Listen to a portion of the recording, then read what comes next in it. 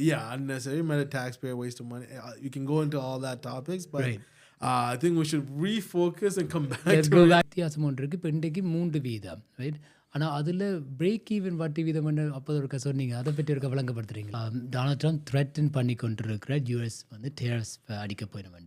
இப்படி டேரிஃப்ஸ் அடித்தா உங்களோட ஒப்பீனியனில் என்னென்று கேனாக்கு இது என்ன பாதிப்பு இருக்கும்? உண்மையாக நல்ல ப்ரோக்ராம். ஏன்னா இப்போ நாங்கள் உங்களுக்கும் சப்ளிமெண்டல் இன்கமாக இருக்கும் வீடு வச்சுருக்காக்களுக்கு. ஆனால் என்ன பொறுத்தவரை ரியல் எஸ்டேட் மார்க்கெட்டை வந்து கட்டாயம் பிக்கப் பண்ணுறதுக்கும் கெனாக்கள் இப்போ கடைசி 1.5 வருஷமாக சைட் லைனில் இருந்துருக்கோம். ஏன்னா ரேட்ஸ் வந்து higher. there is a chance இந்த எக்ஸ்போர்ட் பண்ணுறது யூஎஸ் எக்ஸ்போர்ட் பண்ணுற ப்ராடக்ட்ஸுக்கும் டேரிஃப் கட்டுறதுக்கு சான்ஸ் இருக்குது. பேசிக் கைட்லைன் வந்து நீங்கள் வந்து 90% உங்களோட வீட்டின பொறுமதி ரீஃபைனான்ஸ் பண்ணலாம் அப் டு $2 million.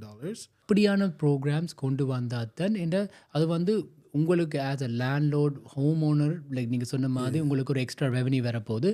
அதே மாதிரி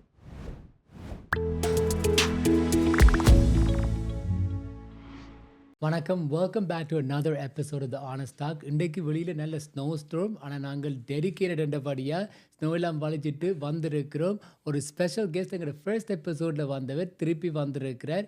ப்ளீஸ் மறக்காமல் சப்ஸ்கிரைப் பண்ணுங்க. நாங்கள் கணக்கு டைமும் டெடிக்கேஷனும் எஃபர்ட்டும் போடுறோம் எங்களோட பாட்காஸ்ட்டில். நல்ல ஃபீட்பேக்கும் கிடைச்சிருக்கு. அப்போ நீங்கள் சப்ஸ்கிரைப் பண்ணாட்டி ப்ளீஸ் சப்ஸ்கிரைப் பண்ணுங்க. வெல்கம் பேக் சென். வணக்கம் Dinesh, I'm happy to be back. இன்றைக்கு நாங்கள் மோகஜை பற்றி கதைப்போம். இப்போ ரியல் எஸ்டேட்டையும் பற்றி. ஆமாம், இன்றைக்கு ஒரு எமர்ஜென்சி பாட்காஸ்ட் தான். ஏனென்றால் வட்டி வீதம் வந்து இன்றைக்கு குறைஞ்சிருக்கு. அதை பற்றி இருக்க சொல்கிறீங்களா? ஸோ இன்றைக்கு வந்து பேங்க் ஆஃப் கேனடா அனௌன்ஸ் பண்ணியிருக்குது. வட்டி வீதம் வந்து 0.25 குறைச்சிருக்கணும். அதாவது இப்போ ஓவர் நைட் லெண்டிங் ரேட் வந்து 3% அண்ட் ப்ரைம் வந்து most lenders will be at 5.2 5%. அது நார்மலி எவ்வளோ நாள் எடுக்கிறது அவங்க பேங்க்ஸ் வந்து அட்ஜஸ்ட் பண்ணுறதுக்கு? யூஸ்வலி 1-2 நாளைக்குள்ளே பிஸ்னஸ் டேஸ்க்குள்ளே அட்ஜஸ்ட் பண்ணிடும். அநேகமான பேங்க்ஸ் அண்டேக்கே செய்திடும். பிகாஸ் அவைக்கு தெரியும் இது குறையும் வந்து இப்போ ஒரு 2-3 கிழமையாக தெரியும் அவைக்கு. ஸோ பேக் எண்டில் செய்திருவேன். ஓகே, ஸோ இதுதான் ஃபர்ஸ்ட் ரேட் அனௌன்ஸ்மெண்ட் டேட் இந்த வருஷத்துக்கு. நீங்கள் நினைக்கிறீங்களா மார்ச் 12 அடுத்த இன்ட்ரெஸ்ட் ரேட் அனௌன்ஸ்மெண்ட் என்ன நடக்குமென்று உங்களோட ஒப்பீனியனை சொல்லுங்கள். அடுத்த அனௌன்ஸ்மெண்ட் வந்து இப்போ கணக்கு எக்கானமிகளில் டிபெண்ட் பண்ணும். முதலாவது வந்து யூஎஸில் இருந்து இந்த டேக்ஸ் டெரிஃப் என்ன நடக்கும். ஸோ that will affect அங்கே inflation rate, buying power of Canadian dollar. So அது எல்லாத்தையும் வச்சு பார்க்க நாங்கள் வெயிட் பண்ணி தான் பார்க்க வேணும். ஆனால் நான் ஒரு கெஸ் பண்ண போகிறேன்னா நான் நினைக்கிறேன் அடுத்த முறை ஒன்றும் நடக்காது. குறைக்கவும் மாட்டினோம், கூட்டவும் மாட்டினோம். என் ஒப்பீனியன் வித்தியாசம். ஐ திங்க் இப்போ டொனால்ட் ட்ரம்ப் சொல்லியிருக்கிறார் February 1 25% டேரிஃப்ஸ் பண்ண போகிறாருண்டு இம்போர்ட்ஸ் ஃப்ரம் கேனடா. ஸோ கேனடாவிலிருந்து யூஎஸ்க்கு இறக்குமதி செய்கிற பொருட்களுக்கு வந்து 25% டேரிஃப்ஸ் டேக்ஸ் போட போகிறாருண்டு. இன்றைக்கு பேங்க் கவர்னர் அவற்ற ஸ்பீச்சை பார்த்து நான் அதில் சொல்லியிருந்தேன் டேரிஃப்ஸ் வந்தால் சில நேரம் வட்டி வீதம் குறைக்க வேண்டி வருமாண்டு. ஆனால் அந்த வட்டி வீதத்துலேயும் ஒரு வித்தியாசம் ஒன்று இருக்குது. இப்போ இன்றைக்கு 3% ரைட். ஆனால் அதில் பிரேக் ஈவன் வட்டி வீதம் அப்போ இருக்க சொன்னீங்க. அதை பற்றி இருக்க விளங்கப்படுத்துறீங்களா? ஸோ நியூட்ரல் வட்டி வீதம் தான் பேங்க் கேனடா வந்து அநேகமாக ஒரு 2.5 to 3% தான் இருக்கும். ஓகே, நாங்கள் வந்து இப்போ 3% வந்து ஹையர் த்ரெஷ்ஹோல்ட். இன்னும் குறைக்கிறதுக்கு சான்ஸ் இருக்கு. ஆனால் இந்த வருஷம் முழுவதுக்குள்ளேயும் நடக்கும் கட்டாயம். இன்னொரு சம்மர் மார்க்கெட்லேயோ ஃபால் மார்க்கெட் அப்டேட் வரைக்கும் ரேட் குறையும். பிகாஸ் அந்த நியூட்ரல் வட்டி வீதம் இன்றைக்கு இப்போ 2% இருந்தால் எக்கானமி வந்து ஒரு நியூட்ரலாக இருக்குமெண்டு. இப்போ கூடைக்க எக்கானமி குறைஞ்சு கொண்டு வரும், பொருளாதாரம் வந்து குறைஞ்சு கொண்டு போகும். மற்ற மாதிரி குறையக்க இப்போ 2.5% அல்லது 3% குறையக்க எக்கானமி வந்து அதிகரிக்கிறதுக்கு சான்ஸ் இருக்குன்னு சொல்கிறீங்க, கூடுறதுக்கு. ஸோ அப்போ நியூட்ரல்ன்றது பேலன்ஸ் பண்ணியிருக்கு, கீழே குறையக்க. ஸோ அது ஒரு முக்கியமான விஷயம்தான். கீழே 2% அப்படி குறையக்க தான் கூட எக்கனாமிக் ஆக்டிவிட்டீஸ் நடக்கும், ரைட்? ஸோ அப்போ டேரிஃப்ஸ் வந்தால் கட்டாயமாக கெனேடியன்ஸ் வந்து லோக்கல் டொமெஸ்டிக் எக்கானமியை வந்து பூஸ்ட் பண்ண ட்ரை பண்ணுவினோம். அப்போ வட்டி வீதத்தை குறைச்சி கொண்டு போனால் தான் கூட பேர் காசுகள் செலவழிப்பினோம், வீடு வேண்டுவினோம், கார் லோன் எடுப்பினோம், ரைட்? வேறு வேறு செலவழிப்பினோம் என்ற வட்டி சீப் மணி இருக்கேக்க அது. ஆமாம், ஆனால் நாங்கள் என்ன பார்க்கணும், இப்போ போன ஆகஸ்ட்லேருந்து இன்றைக்கு ஜனவரி மட்டும் பார்க்க 200 பேசிஸ் பாயிண்ட்ஸ் குறைச்சிருக்கிறோம். ஸோ அது வந்து சரியான ஃபாஸ்ட்டாக செய்திருக்கணும். இது என்ன நடக்கும் என்றால் யூசுவலி வந்து இந்த மார்க்கெட்டில் வந்து இந்த எஃபெக்ட் எடுக்க ஒரு 90 நாள் எடுக்கும். அந்த ஒரு டிலே இருக்குது. அதே மாதிரி நான் இது நெகட்டிவாக சொல்லல, வெயிட் பண்ணி தான் நீ அடுத்த டிசிஷன் எடுக்கணும். ஏன்னா யூஎஸில் வந்து இப்போ குறைக்கல இன்ட்ரெஸ்ட் ரேட், நாங்கள் குறைச்சிருக்கிறோம். ஸோ அது டாலரையும் எஃபெக்ட் பண்ணுது.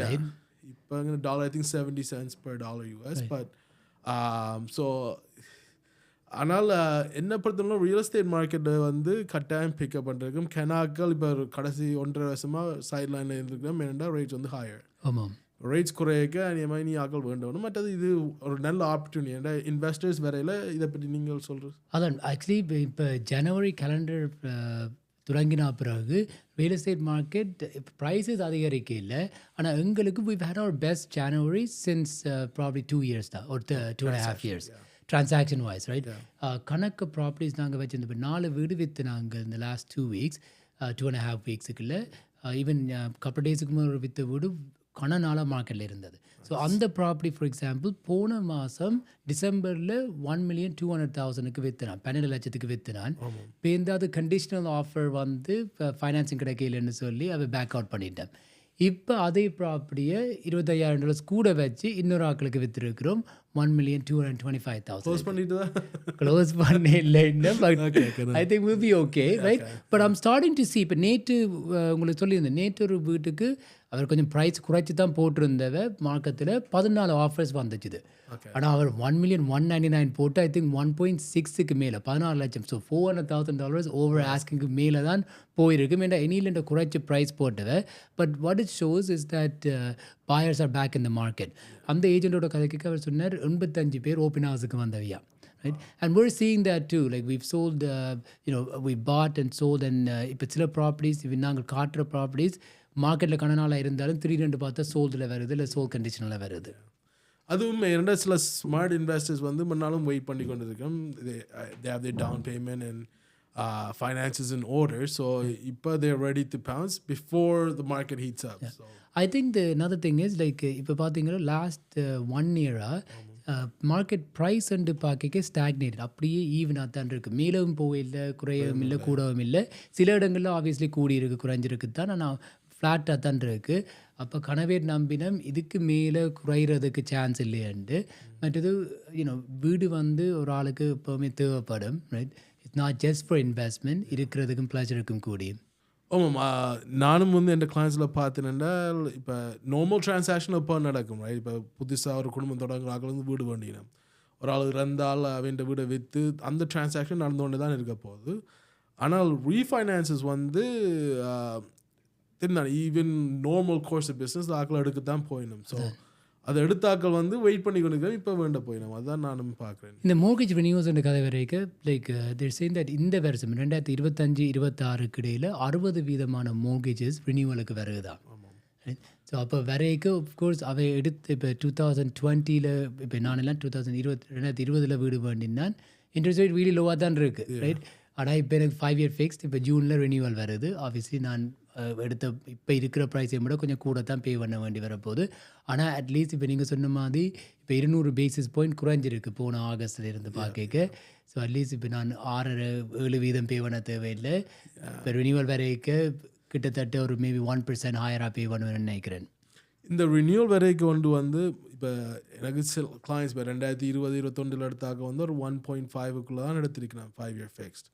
அவன் ரினியூவல் இப்போ இந்த நேரம் வரைக்கும் வந்து ஒரு 4.2-4.5% வரும். அது வந்து almost more then double the interest rate. Senthil ஒரு ஸ்பெஷல் என்னென்னா, இப்போ இவர் 1.5 சொல்கிறார் இல்லை, நீங்கள் என்கிற ஒரு ஃப்ரெண்ட் ஒரு ஆளுக்கு அந்த நேரம் மோர்கேஜை பிரேக் பண்ணிவிட்டு 1.5% எடுத்து கொடுத்துருங்க.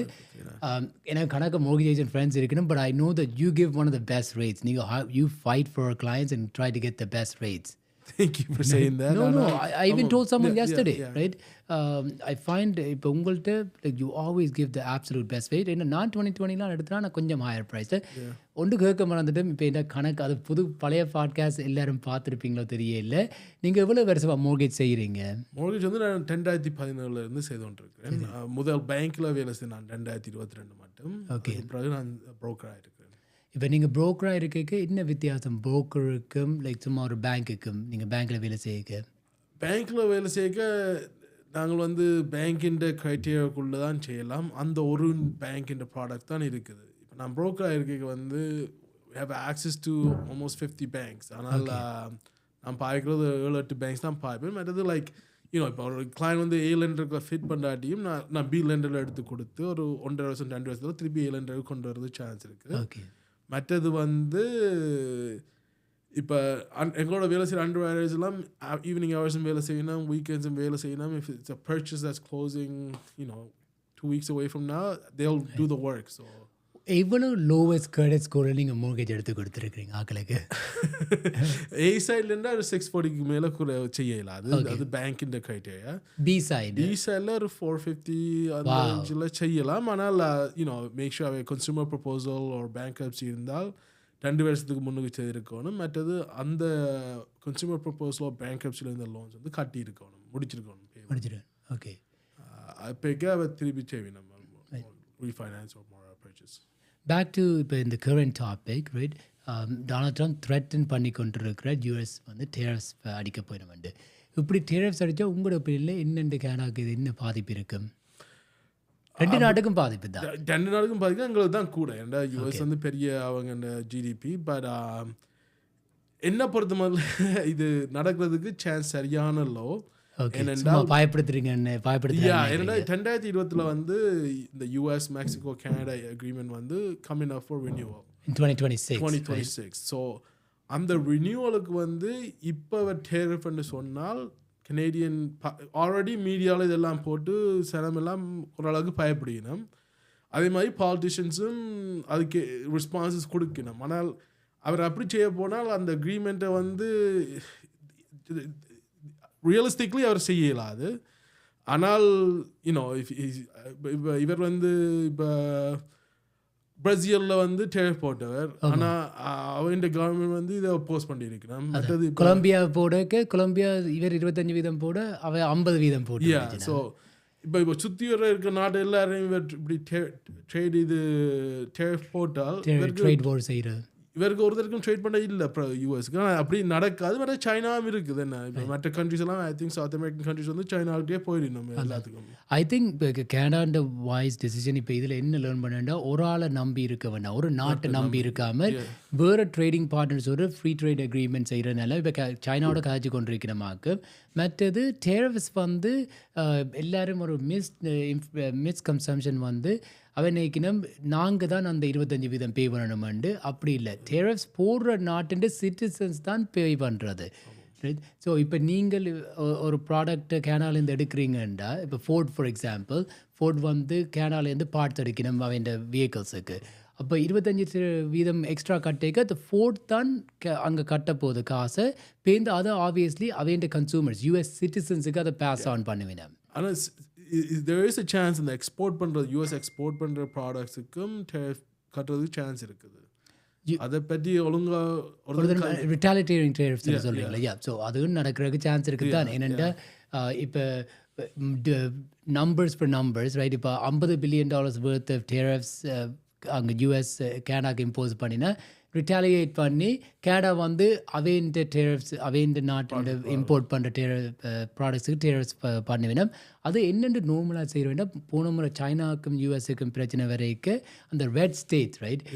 எங்கள் ரிப்பப்ளிக்கன் ஸ்டேட்ஸ் வந்து அவைண்ட ப்ராடக்ட்ஸை, ஸோ ஃபார் எக்ஸாம்பிள் கிரெயின்ஸ், மற்றது மேனுஃபேக்சரிங், ரைட்? ஸோ அப்படியான ப்ராடக்ட்ஸுக்கு வந்து டேரிஃப்ஸ் பண்ணிக்க அந்த கான்செப்ட் அங்கே அதில் இருக்கிற கவர்னர், ரைட், அவைகளுக்கு பிரச்சனை வருமென்று சொல்லி.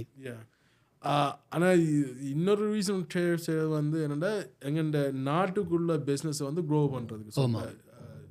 இப்போ ட்ரம்ப்பை பார்த்தீங்கன்னா டெஸ்லா, ஈலான் மஸ்கின்ற கார் இருக்குது. சைனீஸ் கார் வந்து இங்கே வர்றதுக்கு வந்து 100% டேக்ஸ் போடுறது கேனடாவும் போட்டிருக்கு. ஸோ அப்போக்கே எங்கள் லோக்கல் பிஸ்னஸ் தான் க்ரோ பண்ணுறதுக்கு தான் அந்த டேரிஃப் பாயிண்ட். ஒரு ஷார்ட் டேர்ம் பெயின் இருக்கு. பேருந்து இப்போ உதாரணத்துக்கு திருப்பி அந்த ஃபோர்டுன்ற எக்ஸாம்பிளுக்கு வரைக்கும் ஃபோர்ட் விருப்பம்னு சொன்னால் லோக்கல் சப்ளையர்ஸை யூஸ் பண்ணலாம். அல்லாட்டி தாங்களாக ஒரு லோக்கல் சப்ளையர்ஸ் இல்லாட்டி தாங்களாக அங்கே இன்ஹவுஸ் டொமெஸ்டிக்காகவே செய்ய தொடங்கலாம் அந்த ப்ராடக்ட்ஸ், ரைட்? But சில விஷயங்கள், for example, I think 50% of electricity for the rustic states ன்னு சொல்றதாக்கும், right? So Michigan, Ohio, New York, right? அவைக்கு கேனடா தான் ப்ரொவைட் பண்ணுது, right? ஸோ அப்போ அவை திடீரென்று அந்த 50% எலக்ட்ரிசிட்டியை ரெப்ளிகேட் பண்ண இல்லாது, right? ஆனால் அதுலேயும் யூஎஸ் வந்து இப்போ நியூக்ளியர் பவர் பிளான்ல இன்வெஸ்ட் பண்ண போகுது. That's how. But it'll take some time. Yeah, that's It'll like, take some time. Yeah. Right? So, artificial intelligence அந்த grow பண்றதுக்கு they need nuclear plants. Yeah. So anyhow நாங்கள் real எஸ்டேட்டை பற்றி பார்க்க வரைக்கும் வந்து நடக்கும் என்றால் tariff impose பண்ணால் it put inflationary prices pressure on the prices. right. என்றால் இந்த இருக்கும் இப்போ இது கேனடா வந்து திருப்பி ரிட்டாலிட்டேட் பண்ணினா பேருந்து இப்போ ப்ராடக்ட்ஸ் இந்த பணவீக்கம் வந்து கூடிக்கொண்டு போகும், ரைட்? ஸோ இன்ஃப்ளேஷன் வந்து திருப்பி கூடும், திருப்பி இன்ட்ரெஸ்ட் ரேட் வந்து கூடுறதுக்கு சான்ஸ் இல்லை, ஆனால் குறையிறதுக்கும் பெருசாக சான்ஸ் இல்லை பேருந்து. ஸோ என்ன பேங்க்கான குறிக்கோள் வந்து இன்ஃப்ளேஷனை 2%லேயே வச்சிருக்கிறது, 2% வச்சிருக்கிறதுக்கு. அப்போ அவைக்கு குறையிறதும் விருப்பம் இல்லை, என்ன குறைஞ்சால் எக்கனாமிக் ஆக்டிவிட்டிஸ் குறைஞ்சிருமாண்டு. அதே மாதிரி கூடுறதும் விருப்பம் இல்லை. போன மாதம் 1.8% இருந்துச்சு இது. ஆமாம். அதர் திங் நாங்கள் ஒய் பண்ணணும், இப்போ எங்கள் அடுத்த கனேடியன் எலெக்ஷனும் வருது. அதுவும் வந்து டிஃப்ரெண்ட் பாலிசிஸ் வந்து நியூ கவர்மெண்ட் வந்தால் கொண்டு சான்ஸ் இருக்கு, ரைட்? அது வரைக்கும் என்ன நடக்கும்னு நினைக்கிறீங்க? ஐ திங்க் இவர் பியர் பொலியர் வந்தால் அவர் சொல்கிறார் ஆக்ஸ் அ டாக்ஸ் உண்டு, right? So he is a career politician, so sometimes you need to think about that too. பட் அவர் வந்து கார்பன் டேக்ஸை நிப்பாட்ட போகிறான்னு சொல்கிறார்.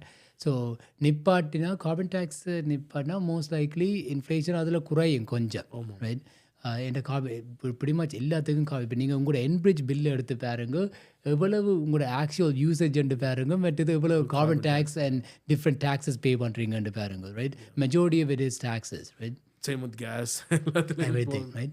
And he might cut taxes kuda wealthy Canadians. Conservatives usually tend to cut on spending, right? So like for example, like liberals வந்து கூட செலவழிக்கிறவங்க, like daycare, like subsidized daycare, right? Subsidized programs, right? So அதுகளுக்கு cut பண்ணுறதுக்கு chance இருக்குது. I think we need a happy medium government. Too much cut பண்ணினாலும் ஆக்களோட livelihood affect பண்ணும். But at the same time, too much செலவழிச்சாலும் இப்போ பார்த்தீங்களோ we're going into a lot of debt, right? And the book might not balance itself. Remember he said just in 2000, right? The budget will balance itself, and right?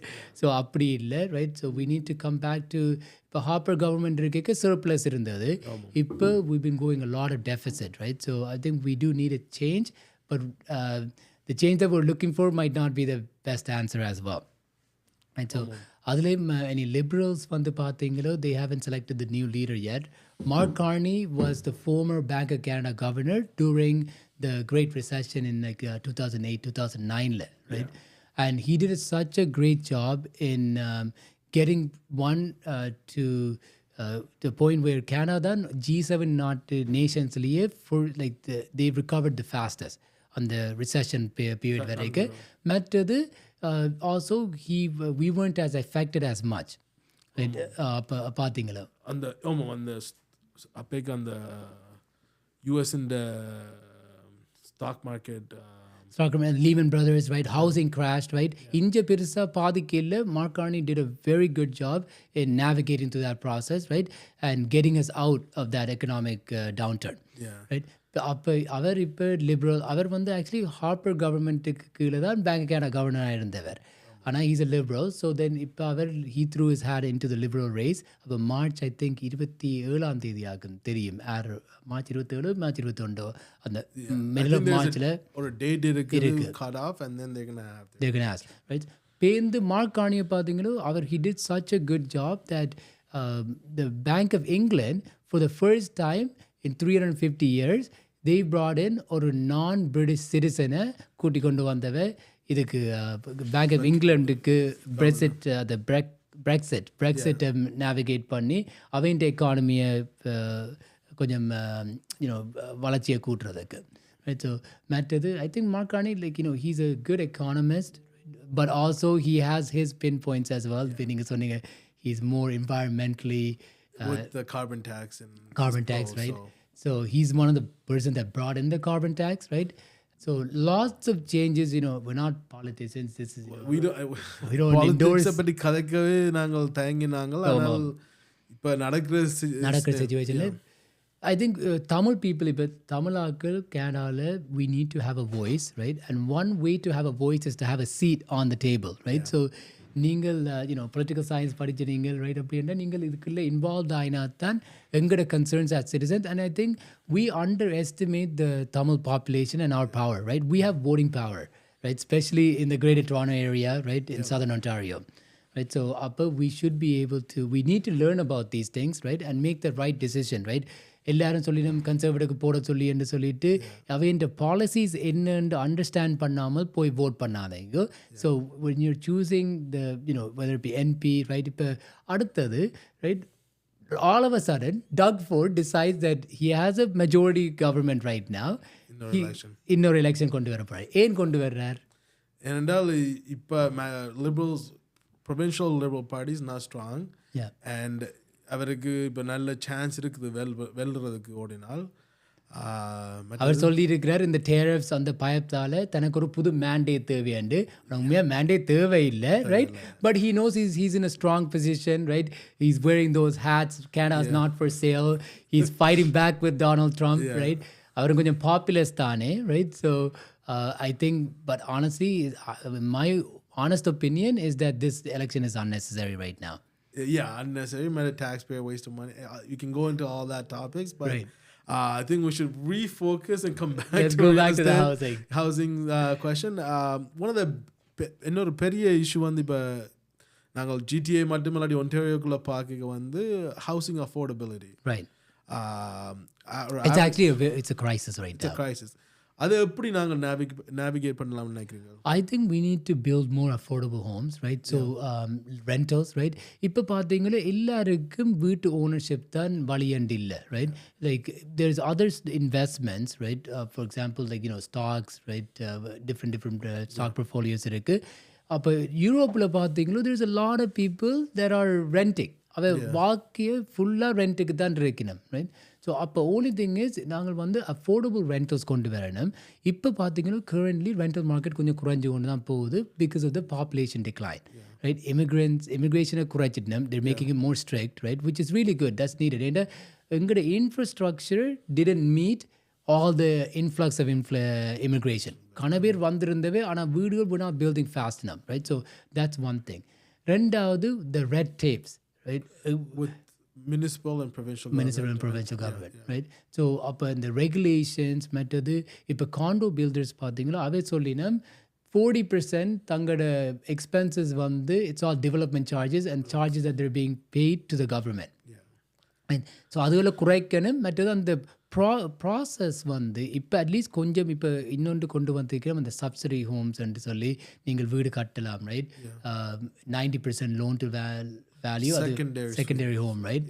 அது இன்னும் வேலை செய்யும். அதில் இன்னும் ஒரு clear picture தரையில்லை, right? சிஎம்ஐசிக்கெல்லாம் போப்போன்னு சொல்லினா சிஎம்ஐசி வந்து இதை பற்றி January 15th அது வந்துட்டுது. ஆனால் பேங்க்ஸை பொறுத்த மட்டுக்கு இன்னும் ஒழுங்கான கைட்லைன்ஸ் இல்லை. இப்போ நான் இன்றைக்கும் உங்களோட காய்க்கு முன்னுக்கு அடித்து காய்ச்சேன். நான் எனக்கு முன்னால் பேங்கோட காய்ச்சேன், பேங்க் வெப்போட காய்ச்சி நான் அவைகிட்ட வந்து இன்னும் கைட்லைன்ஸ் இல்லை. பட் பேசிக் கைட்லைன் வந்து நீங்கள் வந்து 90% உங்களோட வீட்டின பொறுமதி ரீஃபைனான்ஸ் பண்ணலாம் அப் டு $2 million. ரெண்டாவது வந்து இந்த வீடு வந்து நீங்கள் உங்களோட ஓனர் ஆக்கிபைட் ஹோமாக இருக்க வேணும். ஓகே. செகண்ட் யூனிட் வந்து நீங்கள் ரெண்டலாக பாய்க்கலாம். Airbnb-க்கு கொடுக்கலாம். Long term rentals. I think more than 30, minimum 30 days qualifies as long term rentals. ஆனால் அதுக்காண்டி இப்போ நீங்கள் இப்போ போன வருஷம் வீடை வேண்டிட்டு போன வருஷத்துலேருந்து இந்த வருஷம் பெருசாக ப்ரைஸ் கூட இல்லை. உங்களுக்கு எக்விட்டி இருக்கணும். ஏன்னா கனவேர் அடித்து கேட்டு வச்சு அது என்னென்ன வேலை செய்கிறேன்னா உங்களுக்கு லைக் எக்விட்டி முதல் இருந்தால் அதில் நீங்கள் 90% லீகல் பெர்மிட்ஸ் அதுகள் எல்லாம் எடுத்து சிட்டியோடு எடுத்து பேஸ்மெண்ட் டுவெல்லிங் அல்லது செகண்டரி ஸ்வீட் அப்படின்னா அது நீங்கள் கட்டி வாடகைக்கு விட போகிறீங்கன்னா உங்களுக்கு 90% பொறுக்க லோன் டு வேல்யூவில் இருந்து எடுக்கலாம் காசு. இது ஒரு மிக நல்ல ப்ரோக்ராம். ஏன்னா இப்போ நாங்கள் உங்களுக்கும் சப்ளிமெண்டல் இன்கமாக இருக்கும் வீடு வச்சுருக்காக்களுக்கு. மற்றது பேங்க் இஸ் உங்களுக்கு ரீஃபைனான்ஸ் பண்ணி காசு தரப்போகுது இந்த ரெனோவேஷன் செய்கிறதுக்கு. ஸோ அந்த காசை எடுத்து இன்னொரு வீடு வேண்டலாம்னு நினைக்காதீங்க. இது கட்ட வேண்டாம். அது அவங்க செக் பண்ணிக்கணும். இன்னொரு அப்ரைஸில் அனுப்பி மேக் ஷூர் வீடு செகண்ட் யூனிட் பில்ட்னு பார்ப்பினோம். அப்போ அப்படியான ப்ரோக்ராம்ஸ் கொண்டு வந்தால் தான் அது வந்து உங்களுக்கு ஆஸ் அ லேண்ட்லோட் ஹோம் ஓனர் லைக் நீங்கள் சொன்ன மாதிரி உங்களுக்கு ஒரு எக்ஸ்ட்ரா ரெவன்யூ வரப்போகுது. அதே மாதிரி there will be more rental opportunities வாடகைக்கு வீடு தேடுற ஆக்களுக்கு, ரைட்? ஸோ ஒன்று வந்து இப்போ நீங்கள் மோர்கேஜ் ஏஜென்ட், நான் real estate agent. I'm saying this, right? There is nothing wrong in renting a house, right? Nothing. No. There's nothing wrong, right? Until you're ready, right? And at least உங்களுக்கு ஒரு down payment போடுறதுக்கு ஒரு அளவுக்கு இருக்கணும். மற்றது வேண்டி முடிய furniture வேண்டி வீட்டில் ஹவுஸ் போர், ரைட்? சில நேரம் இப்போ house poor, right? Lot of people like வீடு வச்சிருப்பினோம், ஆனால் உண்மையாக போகிற 2-3 வேலை செய்து அந்த வீட்டுக்கு மோர்கேஜ் பே பண்ணி வீடு நீங்கள் ஓனர்ஷிப் அண்ட் ஸ்டாண்ட் பாயிண்டில் பார்க்க உங்களுக்கு உங்களுக்கு ஃப்ளெக்சிபிலிட்டி இல்லை, ரைட்? நீங்கள் அதை விடலான் இருக்கணும். ஏன்னா மார்க்கெட் டவுன் அப்பாக இருக்கும், சரி விற்க இல்லாது, குயிக்காக விற்க இல்லாது. அப்போ வாடகைக்கு போய்க்க உங்களுக்கு அந்த ஒரு ஃப்ளெக்சிபிலிட்டிஸ் இருக்குது. மற்றது additional cost, right? Like maintenance, right? இப்போ ஃப்ரிட்ஜ், ஸ்டோவ், டிஷ் வாஷ் அதில் என்ன பழுதாப்பட்டா, ரூஃப் பழுதாப்பட்டா நீங்கள் வாடகைக்கு இருக்க லேண்ட்லோட் வந்து it's there responsibility, landlord fix பண்ணுவேன் கூடுதலாக. மற்றது ஆனால் இப்போ நீங்கள் வீடை ஓன் பண்ணியிருந்தால் நீங்கள் தான் ஃபிக்ஸ் பண்ணுவோம். அது additional on top of the mortgage payment, அது அடிஷ்னல் காஸ்ட். அடுத்தது property tax, right? Ongoing maintenance, right? So அப்படி பார்க்க உங்களுக்கு ஒரு ஈஸி லைஃப் வேணும்னு சொன்னால் வாடகைக்கு இருக்கிறது தெர் இஸ் நத்திங் ராங். இது நீங்கள் ஒரு ரியல்டராக இருந்தோண்டு இப்படி சொல்றது சரியில்லை. மற்ற ரியல்டர்ஸுக்கும் விருப்பமாக தெரியாது. ஆனால் இல்லை, that's the honest truth, right? எல்லாரும் வீடு வேண்டணும் தான் இல்லை. லாங் டேர்முக்கு house is necessary, right? Whether it be rental. உங்களுக்கு என்னென்னா நீங்கள் வீடு வச்சுருந்தா உங்களுக்கு there is pros to that. உங்களுக்கு one thing is you are certain உங்களோட ஆக்ஷன். இப்போ நீங்கள் விரும்பினா தான் விற்கணும், ரைட்? இப்போ நீங்கள் வாடகை இருக்க திடீரெண்டு ரெண்டல் ப்ரைஸில் கூடி இருக்கு, திடீரெண்டு உங்களோட லேண்ட்லோட் வந்து வீடை விற்க போயிடணும்னு சொன்னால் நீங்கள் மூவ் அவுட் பண்ண தான் வேணும், ரைட்? உங்களுக்கு உங்களோட ஹவுசிங் வந்து உங்களோட கண்ட்ரோலில் இல்லை. But there is also flexibility. மற்றது உங்களுக்கு all these additional cost. And then also கூடுதலாக நம்புற நீங்கள் வாடகைக்கு இப்போ இருக்க வேறு ஒரு ஆள் மோர்கேஜை பே ஆஃப் பண்ணுறீங்க. ஏன்னா அதை நான் எந்த வீட்டுக்கு மோர்கேஜை பே ஆஃப் பண்ணினா உங்களுக்கு கொண்டு வந்து உங்களோட முதலும் கூடிக்கொண்டு போகும். மற்றது நீங்கள் ஒரு சொத்து சேர்க்குறீங்க, ரைட்? ஸோ அப்போ but there is nothing wrong with ஆனால் ரெண்டிங்கில் நீங்கள் சொன்ன மாதிரி சில ஆட்களுக்கு தொடக்கத்தில் நல்லது என்னென்னா, இப்போ நீங்கள் வந்து ரெண்ட் பண்ணுறதுக்கு ஒரு 4 bedroom ஹவுஸ் வந்து 3000 ரூபாய்க்கு எடுக்கலாம்.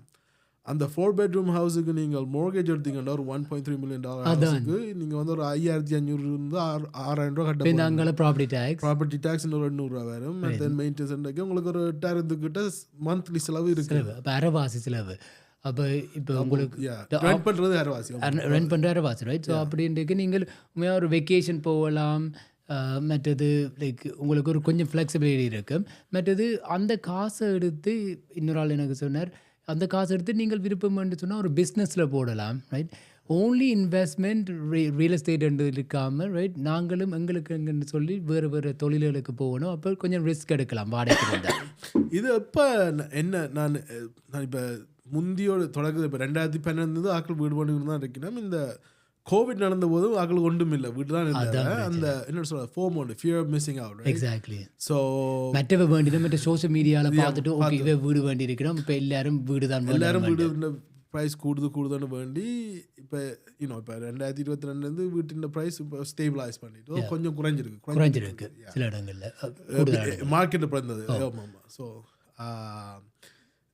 இப்போ ஐ திங்க் இனி கொஞ்சம் நாளைக்குள்ள கொஞ்சம் இன்னும் கொஞ்சம் குறையும், அவ்வளோ குறையாது. And then you should get in if you're ready.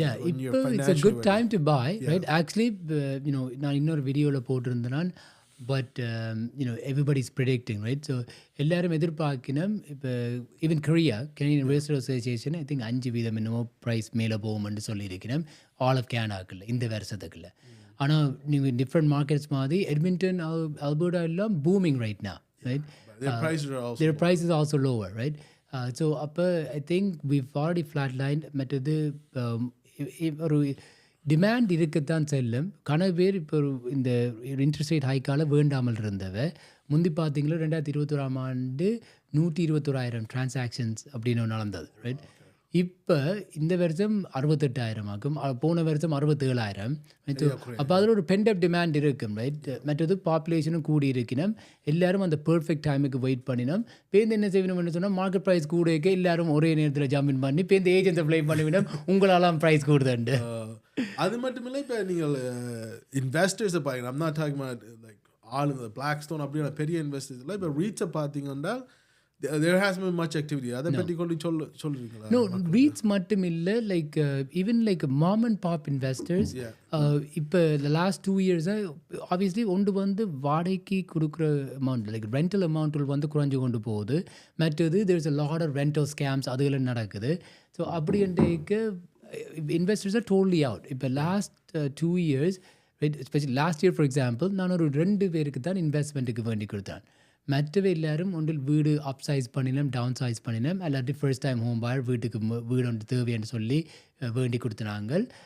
Investors தனி தான் மார்க்கெட்டுக்கு வருவினோம்.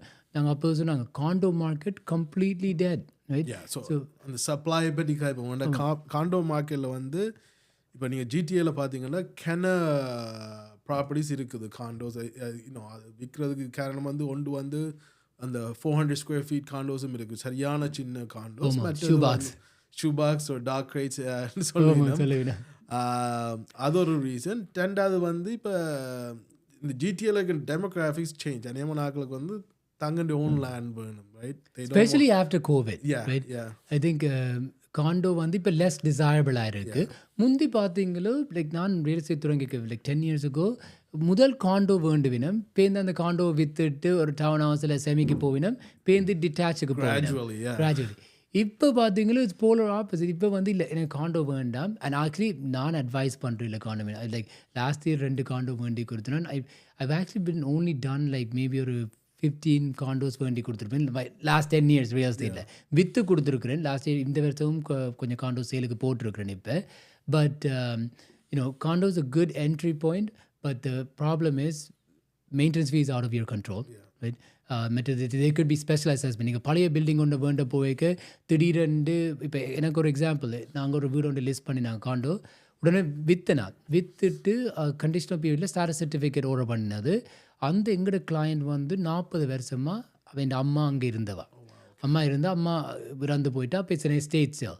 என்ன நடந்ததுன்னா கராஜ் வந்து லைக் ரெனோவேஷன் தேவை, அதுக்கு $3.4 million worth ரெனோவேஷன் தேவை. என்ன environmental study and engineering study செய்துட்டு அப்போ செய்யணும். அப்போ இப்போ என்ன செய்யிருக்கணும்னா காண்டோமினியம் அந்த ஸ்டாட்டஸ் சர்டிஃபிகேட்டில் முக்கியமாக நீங்கள் காண்டோஸ் பண்ண வேண்டிய ஸ்டாட்டஸ் சர்டிஃபிகேட்டை பார்க்கல. ஸ்டாட்டஸ் சர்டிஃபிகேட்டில் அதில் ஸ்பெஷல் அசஸ்மெண்ட் செய்வோம்ன்ற மாதிரி இந்த $3.4 million என்னென்று கொண்டு வர போயிடும். ஒன்று ஸ்பெஷல் அசஸ்மெண்ட் சொன்னால் உதாரணத்துக்கு இப்போ நீங்கள் 900 யூனிட்ஸ் இருக்குன்னு வைங்க. அந்த 3.4 million அந்த 900 இருக்கிற யூனிட்ஸ் எல்லாரும் கொஞ்சம் கொஞ்சம் காசு லம்சமாக போடணும், right? So 6,000-7,000 like whatever the amount is லம்சமாக போடணும் திடீரெண்டு, ரைட்? அப்போ நாங்கள் கால்குலேட் பண்ணது அந்த காண்டோமினியமுக்கு it's going to be like $25,000 per unit, right? அல்லாட்டி என்ன நடக்குமெண்டா லோன் எடுக்கலாம். பட் லோன் ப்ளஸ் இன்ட்ரெஸ்ட்டை என்னென்று கொண்டு வர்றது, என்னென்று அந்த பேலன்ஸை காண்டோஸ் ஃபீஸ் மெயின்டெனன்ஸ் ஃபீ கூடும், ரைட்? ஸோ அப்போ அதொண்டு. ரெண்டாவது லைக் இப்போ பார்த்தீங்கன்னா டவுன் டவுன் மார்க்கெட்டில் ரெண்டல் இன்வெஸ்டர்ஸ் கணக்கு condo I would say 50% of the condominiums டவுன் டவுனில் இன்வெஸ்டர்ஸ் தான் ஓர் மோர். நான் இப்போ ரீசென்ட்லி ஒரு யூனிட் ஒன்று எடுத்து கொடுத்தேன்னா டிசம்பரில் 485,000க்கு on the 16th floor, around 550 square footage. The downtown, it was at Richmond and Jarvis, right? Ontario, 55 Ontario Street. பேருந்து இன்னொன்று வேண்டி கொடுத்தனா இந்த பழைய பாஸ் அண்ட் சன்னுக்கு, அது வந்து கொஞ்சம் நல்ல unit. It's brand new building, only like 2 years old, right at Young and Lake Shoreல. அதுவும் on the 45th floor with city view and lake view for 605. அவை அந்த யூனிட்ஸ் எவ்வளோத்துக்கு வேணுன்னா 850,000க்கு வேணுனது. ஏனெண்டா நீங்கள் காண்டோமினியம் ஸ்பெஷலி ப்ரீ கன்ஸ்ட்ரக்ஷன் வந்து எப்போவுமே விலை கூட, ரைட்? பெர் ஸ்கொயர் ஃபீட் என்று பார்த்தீங்களோ. ஏன்னா இப்போ ப்ரீ கன்ஸ்ட்ரக்ஷன் நீங்கள் வேணுன்னா கூடி இட்ஸ் அரௌண்ட் $1,800-2,000 ப்ரீ கன்ஸ்ட்ரக்ஷன். ஆனால் ரீசேல் வந்து you can get it for $1,200 per square footage or $1,400 per square footage. ஏன்னா காண்டோமினியம் டேக்ஸ் 3, 4, 5 years.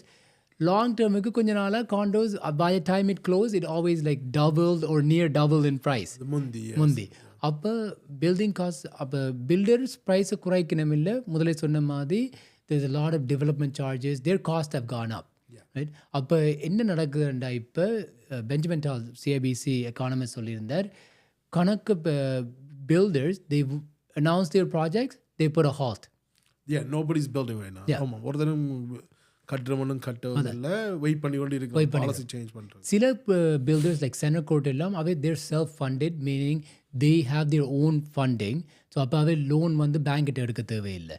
ஆனால் மற்ற பில்டர்ஸ் வந்து they need to have a certain percentage of the unit sold in order to get funding. Right. So அப்போ deposit வந்தால் தான் அப்போ நீங்கள் ஒரு 60-70% யூனிட்ஸை விற்றா தான் ஃபண்டிங் கிடைக்கும்னு சொன்னால் அவைக்கு தெரியும். இப்போ நாங்கள் இந்த மார்க்கெட்டில் prices have come down. There's a lot of inventory என்று சொல்லிக்க இப்போ there is a month over month inventory, right? That's how we manage to see if it's a balanced market or seller's market or buyer's market. Anything இப்போ ஒரு லிஸ்டிங்ஸும் வராட்டி இந்த மாதம், right, இந்தியில இருந்து ஒரு லிஸ்டிங்கும் வராட்டி எவ்வளோ நாள் எடுக்கும் இன்வென்டோரி வந்து எல்லாத்தையும் அப்சர்வ் பண்ணுறதுக்கு, ரைட்? ஸோ அப்படின்ட்டு பார்த்தீங்களோ இப்போ எனிதிங் ஓவர் 4 months சொன்னால் it's a buyer's market, it's a seller's market, right? So anything under 4 months. இப்போ 4 மாதம் இப்போ இன்றைக்கு ஒரு லிஸ்டிங் வேற இல்லை, 4 மாதத்தில் இருக்கிற இன்வென்டரி எல்லாம் அப்சர்வ் பண்ணியிருந்தால் அது technically it's a seller's market. Normally பார்த்தீங்களோ இங்கே வந்து ஒரு 1.8 months 2 months, முந்தி கோவிட்ல 0.8 months, ரைட்? அண்டா ஒரு மாதமும் இல்லை, ரைட், வித்துரும் உடனே, right? So anything over 6 months, like 5 months என்று சொல்லிக்க 500 it's a balanced market, but anything over that is a buyer's market. 6 மாதம். Condo, believe it or not, in downtown சில இடங்களில் 2 years worth of inventory இருக்கு, right? Over more than 2 years worth of inventory. So அப்படின்னா ஒரு யூனிட்ஸும் சேலுக்கு வராட்டி it will take more than 2 years to sell all the units that are outstanding. So அதுக்கு என்ன I mean, என்ன செய்யலாம்? இப்போ காண்டோ ஓனர்ஸ், இப்போ காண்டோவில் இந்த வேண்டினா பில்டர் இந்த வேண்டினால் விற்க இல்லாமல் வச்சுருக்காக்கள் என்ன செய்யலாம்? வாடகை rental market is tough right நா, right? So there is only unless இப்போ இவையெல்லாம் இப்போ நாங்கள் வேண்டின யூனிட்ஸ் வந்து அவை they needed cash flow, so they end up selling at a loss, right? லாஸில் விற்றுவேன். ஆனால் என்னென்னா இப்போ பில்டர்ஸ் பில் பண்ணாதபடியாக this might go reverse back again. There right? will be a supply shortage. Then will be a supply shortage, right? Because obviously there was a shortage. இப்போ என்னன்னா the work to back to work like rules are கொண்டு வரணும் திருப்பி. Like I think I know CRA brought 3 days a week now, right? All the government officials and the banks, because and I think those people that are like have businesses in downtown business வச்சிருக்கிறார்கள் அவை வந்து mandate பண்ணினோம் அவை இந்த representative போய் like திருப்பி back to work செய்ய சொல்லி, ஏன்னா that's the only way to get the downtown economy going again. Yeah, because இது ரியல் எஸ்டேட் மட்டும் இல்லை, இது எஃபெக்ட் தானே. இப்போ அங்கே இருக்க ரெஸ்டாரண்ட்ஸ், அங்கே இருக்க கடைகள் எல்லாம் வந்து rely on people to go buy the stuff, right? So அப்படின்றைக்கு so I think we have to இப்போ எல்லாரும் பேக் டு ஒர்க்குக்கு வரைக்கு then they might say, you know what, I don't want to நான் ஆஷ்வாலேருந்து ட்ரைவ் பண்ணாமல் இந்த டவுன்டவுன்லேயே ஒரு காண்டோ வாடகைக்கு இருப்போம் அல்லது வேண்டுவோம்னு சொல்லி it's a great time to buy. இப்போ உங்களுக்கு தேவைப்பட்டால் விற்கிறேன்னு சொன்னால் would I sell right now? No, right? I would wait. ஆனால் condo market it might take a few more years to rebound. ரெண்டாவது வந்து நாங்கள் முதல் கதைக்கு நாங்கள் ரீட்ன்னு சொன்னாங்க. அங்கே இந்த வியூவர்ஸுக்கு அது என்னென்னு தெரியுமோ தெரியாது, அதை இருக்க எக்ஸ்பிளைன் பண்ணுவோம். மற்றது வந்து இன்வெஸ்டர் இன்ஃப்ளூயன்ஸ்ன்னு சொல்கிறது. பேசிக்லி வந்து ஆல்மோஸ்ட் 30% மேலேயான residential properties are owned by investors. அதை பற்றி என்ன நினைக்கிறீங்களான்னு ஒரு சொன்னீங்கன்னா நல்லாயிருக்கும். I think we need investors, right? என்ன முதலே கொண்ட மாதிரி there's a shortage in housing, right? So இப்போ வீடுகள் வந்து இப்போ வாடகைக்கு இப்போ இன்வெஸ்டர்ஸ் இருக்காட்டி, இப்போ உதாரணத்துக்கு இன்வெஸ்டர்ஸ் ஒரு தரம் இன்வெஸ்ட் பண்ணாட்டி எல்லாராலையும் வீடு வேண்டியில்லாது, ரைட்? ஸோ அப்போ என்ன செய்கிறது, ரைட்? அவங்களுக்கு இருக்க வீடுகள் இல்லை. மற்றது கவர்மெண்ட் வந்து இப்போ சிஎம்எஸ்சி இந்த இன்னொரு ப்ரோக்ராம் இருக்குது, இப்போ multi family homes and, right? அந்த ப்ரோக்ராம் ஏன் கொண்டு வந்தால் ஆக்கள் வாடகைக்கு இருக்கிறதுக்கு இடம் இல்லை. ஆமாம், ரைட்? ஸோ அது வந்து இனிமேல் இன்வெஸ்டர்ஸ் தான் அந்த மல்டி ஃபேமிலி ப்ராப்பர்ட்டிஸ் பண்ணுவோம். பேசிக்கலி 5 யூனிட்டோ மோராக இருக்க வேணும். பட் அதை பற்றி உங்களுக்கு ஹைலைட் பண்ணுங்க. ஸோ அதுக்கு முதல்ல இந்த ரீட்ஸை பற்றி கேட்பேன். ரீட்ஸ் வந்து real estate investment trust, right? So அப்படி என்று சொல்லிக்க கன பேர் சேர்ந்து காசை பூல் பண்ணி, ரைட், சேர்ந்து வேண்டுறது, ரைட்? ஸோ தேர் பாயிங் ரீட்ஸ் வந்து சிலர் ரீட்ஸ் வந்து சின்ன சின்ன டீடாச்ட் ஹவுஸ்கள் வேண்டுவினம், ரைட்? அல்லாட்டி பிளாக் ராக், இது பெரிய பெரிய கம்பெனிஸ் எல்லாம் அப்பார்ட்மெண்ட் பில்டிங்ஸ் வேண்டுறது. அப்போ உங்களால் ஃபுல்லாக வீடு வேண்ட இல்லாட்டியும், ரைட், நீங்கள் இப்படி ரீட்ஸில் போய் கொஞ்சம் காசு ஒரு பெர்சன்டேஜை வேண்டலாம் இந்த ரீட்ஸில். ஸோ இப்போ ஸ்டாக் மார்க்கெட் மாதிரி தான், ரைட்? ஆனால் ஸ்டாக் மார்க்கெட்டில் என்னென்னா யூர் ஹோல்டிங் ஸ்டாக்ஸ், வேர் இது வந்து ஒரு டேஞ்சபிள் ப்ராடக்ட் நீங்கள் ஹோல்ட் பண்ணுறீங்க. Whether it be apartment buildings or a portfolio of investment or commercial properties. So அதான் இந்த, so it's a real estate investment trust. அதான் REITs என்று சொல்கிறது. மற்றும் அடுத்த கேள்வி என்ன கேட்டீங்க? Multifamily. So multifamily, so like there's two types of multifamily, right? ஒன்று வந்து உங்களோட standard multifamily, so that's like a legal basement apartment. Right? நீங்கள் மேலே இருந்து கொண்டு கீழே ரெண்ட்டுக்கு கொடுக்கலாம், ரைட்? So that's multifamily. அடுத்தது வந்து மல்டிப்ளெக்ஸஸ், ரைட்? இப்போ வந்து பார்த்தீங்களோ government all the municipalities are allowing, most of them are allowing இது இப்படி coach houses, right? So laneway homes. அப்போ உங்களுக்கு ஒரு எக்ஸ்ட்ரா ரெவன்யூ வேணும்னு சொன்னால் I think it's around $300,000, don't quote me. ஒரு $300,000 நீங்கள் ஒரு வீட்டுக்கு உங்களோட பேக் யார்டுக்கு பின்னால் வீடு ஒன்று கட்டலாம், ரைட்? மற்றது மல்டிப்ளெக்ஸ் என்று சொல்லிக்க நீங்கள் வீடு வேணால் ஒரு சின்ன ஒரு அப்பார்ட்மெண்ட் மாதிரி ஒரு 5plex 6plex அதுகளில் கணக்கு ப்ரோஸ் இருக்குது. ஒன்று வந்து உங்களுக்கு கூட ரெவன்யூ வரும், ரைட்? ஸோ உங்களோட ரிட்டர்ன் வந்து கூடவா இருக்குது, right? So revenue like monthly revenue, but at the same time appreciation, right? அதுகள் ப்ரைஸுகள் வந்து பெருசாக அதிகரிக்கிறது, பெருமதி வந்து அதிகரிக்கிற லெவல் வந்து குறைவு. ஏனென்றால் only a certain population அந்த மல்டிப்ளெக்ஸை தேடி போவிடும், ஒரு 5 விதமான ஆக்கள் தான், ரைட்? அப்போ நான் சொல்கிறது, இப்போ நீங்கள் ஒரு ஸ்டாண்டர்ட் இன்வெஸ்டர்ன்னு சொன்னால் அந்த மல்டிப்ளெக்ஸுக்கு இப்போ நீங்கள் போகணுமெண்டா 1-2 வீடு முதலே வச்சுக்கிறீங்க, ஒரு சீசன் இன்வெஸ்டர் நீங்கள், இனி அடுத்த ஸ்டெப்பாக ஒரு மல்டிப்ளெக்ஸ் வேண்டலாம். அல்லாட்டி go to commercial you have like complete control என்ற மாதிரி, ரைட்? ஒரு ரெண்ட்டுக்கு இந்த ரெண்டல் வந்து நீங்கள் பிரச்சனை வர தேவையில்லை. ஏன்னா ஒரு ஆள் ரெண்ட்டுக்கு வரையினும் ரெண்ட் பே பண்ணாட்டி அடுத்த நாளே நீங்கள் லாக் அவுட் பண்ணி திருப்ப யூ கேன் டேக் பொசஷன் உங்களோட commercial units, right? And மற்றது there's no rental guidelines, right? நீங்கள் உங்களோட renewal வரைக்கும் you can increase the rent as much as you want, and they do tend to appreciate more. But the multiplex is good investment, I think, if you are a seasoned investor ன்னு சொன்னால். ஏன்னா அதில் வந்து vacancy rate கொஞ்சம் கூடவாக இருக்கிறது.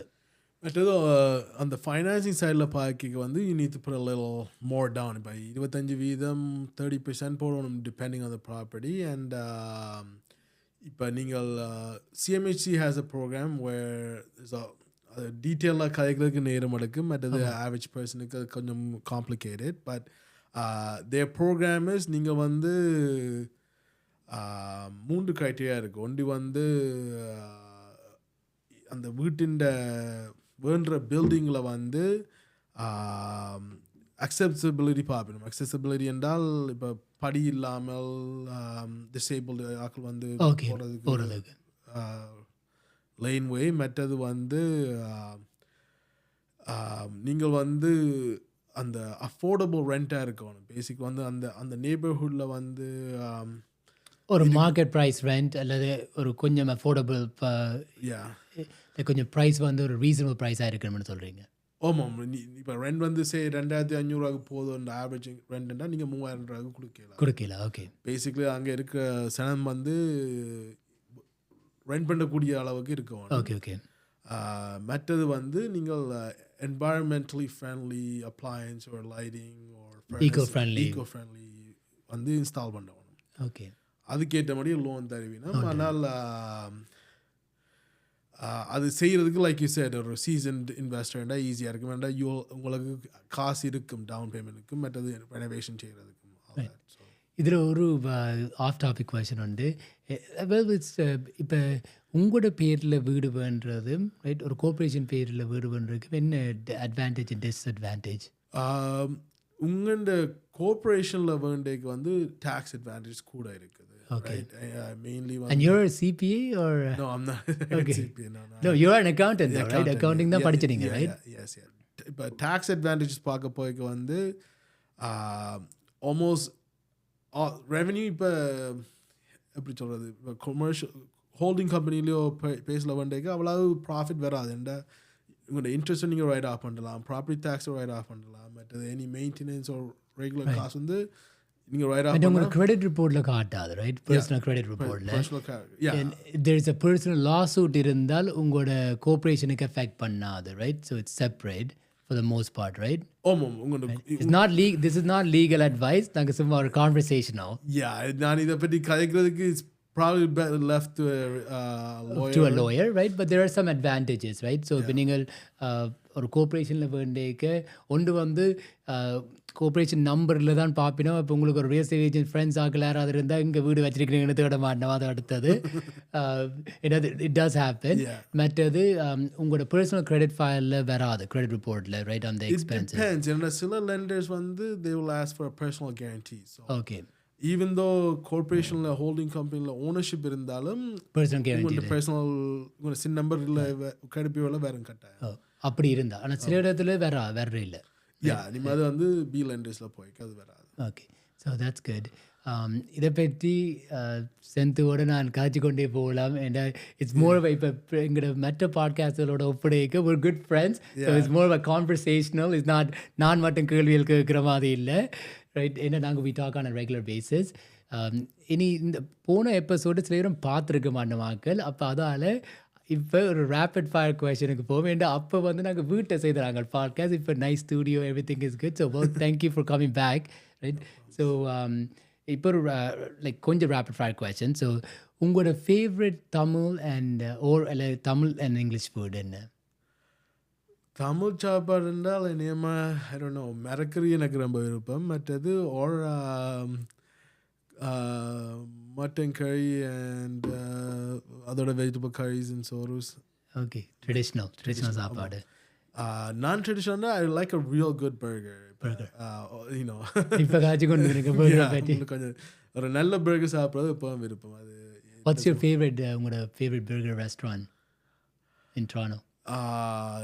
in Toronto வந்து Port and இருக்குது பிக்கரிங்கில். Okay, the port burger is really good. I don't know if ஆக்கள் சாப்பிடு try it out. பீஃப் சாப்பிட்றேன், இப்போ சிக்கனை சாப்பிட்டு ட்ரை பண்ணுவோம். Okay, what would you tell your younger self? இப்போ உங்களோட ஒரு யங்கர் செல்ஃபுக்கு என்ன அட்வைஸ் கொடுப்பீங்க? அட்வைஸ் கொடுக்குறதுனால் start working for yourself. உங்களுக்கே வேலை செய்ய தொடங்க வேணும். இன்னொரு கம்பெனியோ நான் முதல் அண்டர் கிராஜுவேட் முடிச்சு நான் ஃபெடரல் கவர்மெண்ட்டுக்கு வேலை செய்தேன் நான். ஆமாம். அதை விட்டுட்டு நீங்களாகவே உங்களோட ஓன் பிஸ்னஸ் தொடங்குறது தான் எப்பவும் நல்லது. Working for your self, so become an entrepreneur மாதிரி as early as possible. And you're going to make a lot of mistakes, but you're going to learn and grow a lot faster. Right. That is true. But entrepreneurship is not for everyone too. உங்களோட favourite புத்தகம் என்ன to read? My favorite புத்தகம் to read is Winning by Jack Welch. Okay. எப்படி என்றால் இந்த ஏதாவது பிஸ்னஸோ everyday லைஃப்பில் வந்து என்னென்ன செய்ய வேணும் நாங்கள் அதை வெற்றி பெற. You are the father of the year, like a family man. இவர் பார்த்தீங்களோ யூடியூப் ஆப் கூட இல்லை அவற்ற ஃபோனில், right? He's like spending too much time on social media. It's like எப்படி சொல்கிறது, சோஷியல் மீடியா யூடியூப்பில் ஒரு சர்ச் பண்ணுறாங்க, அது அப்படியே வேறு இதெல்லாம் போய்கொண்டிருக்கும். அண்ட் இட்ஸ் நான் இப்போ என்ன செய்யிருக்கிறேன்டா 1.5 மணி நேரம் தான் இந்த ஃபோனில் யூடியூப் சோஷியல் மீடியா அதில் பார்க்கலாம், ரைட்? ஸோ டிக்டாக் அதுக்கு பிறகு பிளாக் அவுட் பண்ணி விட்டுரும். So I Gantt use it anymore. நீங்கள் பிறகு லேப்டாப்பில் போய் பார்க்கலாம், but it's not convenient. It's not convenient. Okay. There's good and bad. What is your favorite quote? My favorite quote is, I don't know the exact wording, but not all that who wanders are lost. Not all who wonders are lost. So சிந்திக்கிறார்கள் they not, அது தமிழில் எனக்கு translate பண்ண வருது இல்லை. யாராவது அது கஷ்டம். ஓகே, தமிழில் ரைட். ஸோ ஐயோ நீங்கள், I think your a night owl, but I know you're always up. It depends. நான் வேலை செய்யணும்னா அது இப்போ if I get a file வந்து இப்போ ஒரு client வீடு வேண்டினம் and it's a conditional financing and I need to get submit பண்ணணும்னா work to depending who it is, I'll work late Right. and I prefer to wake up early. So Yeah, you're a morning person. and then நான் லேட்டா work பண்ணாலும் I'll take a nap during the day, so I'm okay. And then I know you love to travel. What a favorite like your ideal like travel dream holiday? Maybe it's something you've been to or அல்லது போக விரும்பினது. நான் இப்போ ஹாலிடேஸ்ன்னு பார்க்க travel பண்ணிக்க I don't like going to all inclusive resorts or anything Right. like that. He goes even hiking அதுகள் போறது, right? Even with the baby, he went hiking with his family. Usually நாங்கள் இப்போ இந்த கோவிட் நேரம் நாங்கள் யூஎஸ்ல இருந்த நாங்கள் almost all national park that's drivable we've been to in the US. So அதே மாதிரி இப்போ நாங்கள் கிட்டத்தட்ட டர்க்கிக்கு போனாங்க. Turkey is a beautiful place. It's like ஒரு 5 different continentல இருக்குது. அங்கே இப்போ எல்லா இடமும் அப்படி தான் ப்ரொமோட் பண்ணிடலாம். பட் ஆனால் டர்க்கி இஸ் பியூட்டிஃபுல். சான்ஸ் கிடைச்சா கட்டாயம் போய் செக் இட் அவுட். Turkey பார்க்கணும். I think I know the answer for this one. What a favorite app? I think it's fantasy. Fantasy hockey ன்னு சொல்லி. But yes, we're in a hockey league together and my wife's Akalkata, they'll probably say we spend too much time on this fantasy hockey league. உங்களோட like what type of music உங்களுக்கு விருப்பம்? மியூசிக்னா நேமாக நான் முந்தி hip hop அதில் இருக்கிறேன். இப்போ நேமாக Tamil music தான் நான் கேட்குறதுக்கு விருப்பம். Or instrumentals, just something in the background. Nice. One last question. What does a day in a mortgage agent's life look like? It's mostly early mornings. Try to get work done without the phone அடிக்க மாட்டினம், emails answer பண்ண தேவையில்லை. மற்றது எங்களுக்கு வந்து இந்த அண்டர்ரைட்டர்ஸோட வந்து follow பண்ணுறதும் email back and fourth வந்து it's a lot of work on the part. Okay. So if I was there, நீங்கள் கேட்ட கேள்வி வந்து ஸோ அனிமேல் விடிய early first 3 hours just உண்மையாக ஒர்க் மட்டும் தான் செய்வேன். ஃபோன் கால்ஸ் எடுக்க மாட்டேன். That's before sunrise, like before the kids wake up and type. 5 to about 7, 2 hours. Okay. Sometimes 4 a.m. to anime 5 to 7. Okay. And then drop off the kids, come back, and then return calls, emails, and then appraisals in the appraisals or lawyers or the சில பேர் நினைக்கிறது இப்போ self employment சொன்னா you get to choose your own time அப்படி and right, it's a lot more commitment. When it's self-employed and you're working more hours, right? And இப்போ கம்பெனியில் இருந்தால் நீங்கள் ஒரு பொசிஷன் தான், அந்த பொசிஷனில் இருக்க வேலை மட்டும் தான் செய்வீங்க. மற்றது நீங்கள் 9 to 5 வேலைக்கு போன பிறகு வீட்டை வந்த பிறகு அங்கே அந்த வேலையை பற்றி யோசிக்க தேவையில்லை. எங்களுக்கு எப்போவுமே அது யோசிச்சு கொண்டு இருப்போம். நேற்று நான் சொன்னதான், நேற்று வீட்டை ஸ்னோ ஸ்டோம் வீட்டை போக 12 மணி நான் என்ற ஒரு லிஸ்டிங் ஒன்று இருந்தது. அதில் இன்ஸ்பெக்ஷன் நடக்க போகுது. இன்றைக்கு இப்போ நடக்குது இன்ஸ்பெக்ஷன். அப்போ I want to go and see the property. So and when you're self-employed, you wear different hats. ஒரு வேலை மட்டும் இல்லை, வேறு வேலையெல்லாம் தெரியாட்டியும் லேர்ன் பண்ணுறதுக்கு ரெடியாக இருந்தால் செய்யலாம். அவ்வளோதான். இந்த கொஸ்டின்ஸ் எல்லாம் போன முறை என்ன ஆன்சர் பண்ணினான்னு நாங்கள் டபுள் செக் பண்ணுவோம். நீங்களும் நேரங்களே டபுள் செக் கிராஸ் ரெஃபரன்ஸ் பண்ணுங்க. ஃபர்ஸ்ட் எபிசோட போய் பார்த்து. தேங்க்யூ அகெயின் சென்த்து வந்ததுக்கு. என்னென்னுங்கிற நேர்கள் உங்களை ரீச் பண்ணலாம்? என்னை ரீச் பண்ணுறது வந்து sen@mortgageable.ca. So mortgage able.ca. அல்லாட்டி என் தொலைபேசி 416 655 72 51. அது இங்கிலீஷ்லேயும் இருக்க சொல்லுங்க. 416-655-7251. தேங்க்யூ. நான் அவன்ட்டு மறக்காமல் சென்ட் இந்த கான்டாக்ட் இன்ஃபர்மேஷனை டிஸ்கிரிப்ஷனில் போட்டு விடுறேன். நன்றி அகெயின் வந்ததுக்கு. நன்றி தினேஷ், உங்களோட டீம் என்னை திருப்பி இன்வைட் பண்ணுறதுக்கு. More than happy to be here. Thank you. மறக்காமல் நேயர்களே, இந்த பார்த்தீங்கன்னானே we put a lot of time and effort into these episodes. Subscribe பண்ணி உங்களோட ஃபேமிலி அண்ட் ஃப்ரெண்ட்ஸோடையும் ஷேர் பண்ணுங்க. எங்களோட டார்கெட் வந்து இந்த வருஷம் முடியக்கிடையில் 10,000 சப்ஸ்கிரைபர்ஸ் எடுக்கிறதுக்கு. ஸோ நீங்கள் இந்த வீடியோ பார்க்குறீங்கன்னு சொன்னால் மறக்காமல் சப்ஸ்கிரைப் பண்ணி இந்த நோட்டிஃபிகேஷன் பெல்லையும் அடியுங்க. இன்னொரு எபிசோடில் அடுத்த சண்டே நான் உங்களை சந்திக்கிறேன்.